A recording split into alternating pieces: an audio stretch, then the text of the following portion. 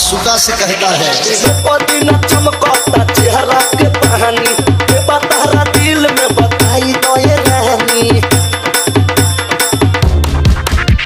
चमकता चेहरा के कहानी बतारा दिल में बताई तो ये रहनी। स्टार सुपरस्टार सब आपके दीवाने हैं, तो आप क्या कहना चाहेंगे? अरे दीवाने हैं तभी तो हम चर्चे में हैं, लेकिन मैं उनको अपने काबिल नहीं समझती।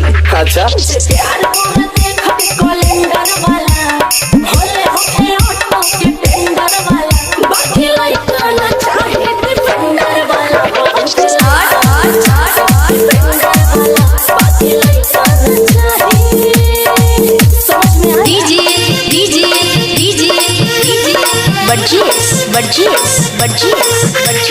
मोहम्मदपुर बसुआरा दरभंगा दरभंगा दरभंगा दरभंगा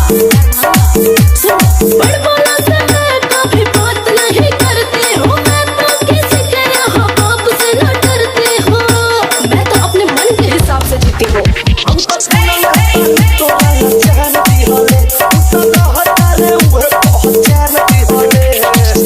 भैंस चराता था ना, तो समझ जाओ कितना दिमाग होगा।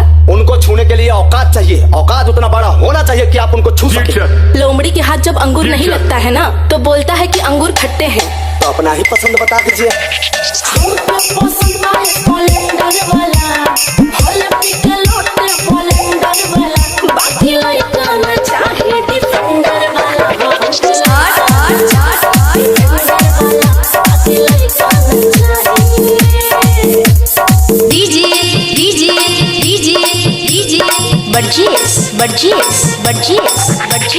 मोहम्मदपुर बसुआरा दरभंगा दरभंगा दरभंगा दरभंगा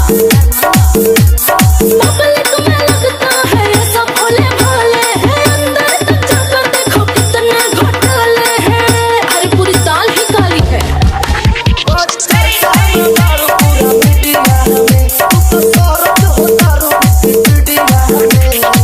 अच्छा एक बात बताइए, आप डिफेंडर से उतर के ऑटो में काहे बैठ गए जी? बहुत तकलीफ हो रहा है उनको।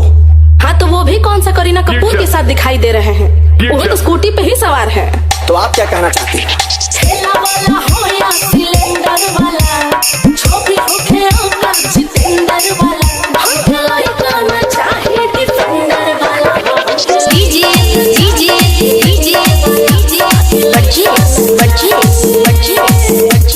दरभंगा दरभंगा दरभंगा और डिफेंडर की बात करते हैं। दरभंगा दरभंगा।